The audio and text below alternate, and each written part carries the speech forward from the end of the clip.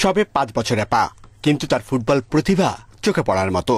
বল নিয়ন্ত্রণ, কৌশল দেখে বিস্মিত এলাকাবাসী।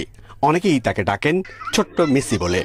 ছোট বল দিয়ে তারপর ফাঁকা রাস্তার মধ্যে এত রিস্ক নিয়ে খেলা, এত ভালো খেলে যা বলার বাইরে। ওর বাবা অনেক গরিব, তাই ওকে ভালো করে খেলাতে পারে না বা ভালো করে খাওয়াতে পারে না।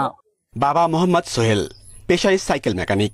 5 জনের পরিবারে আর্থিক অনটন, নুনান্তে পান্তা ফুরোয়। 5 বছর বয়সের সোহান এখনো বাস্তবতা বোঝে না। তার একমাত্র ধ্যান জ্ঞান হলো ফুটবল। সামাজিক যোগাযোগ মাধ্যমে এই খুদে ফুটবলারের একটি ভিডিও ছড়িয়ে পড়তেই তাকে নিয়ে আগ্রহ বেড়েছে এলাকাবাসীর। ফুটবল প্রেমী বাবা সুযোগ পেলেই ইউটিউব দেখে ছেলেকে কৌশল শেখান। সন্তানের চোখে ফুটবল খেলার স্বপ্নকে বাস্তবে পরিণত করতে চান। আমি বড় হয়ে মেসি হতে চাই, ফুটবল খেলা হতে চাই, আমার আব্বু খেলা শিখায়। খেলাধুলা দেখিয়া আমি যথেষ্ট পরিমাণ যতদূর সম্ভব আমি চেষ্টা করছি। আমি তো আসলে পেশাদার কোচারও না, আমি যাই কিছু শিখাইছি বেশিরভাগই আমি চেষ্টা করছি ইউটিউবের থেকে। মূলত আমি আরেকখান থেকে দাঁড় করি আইনার শিখা করছি।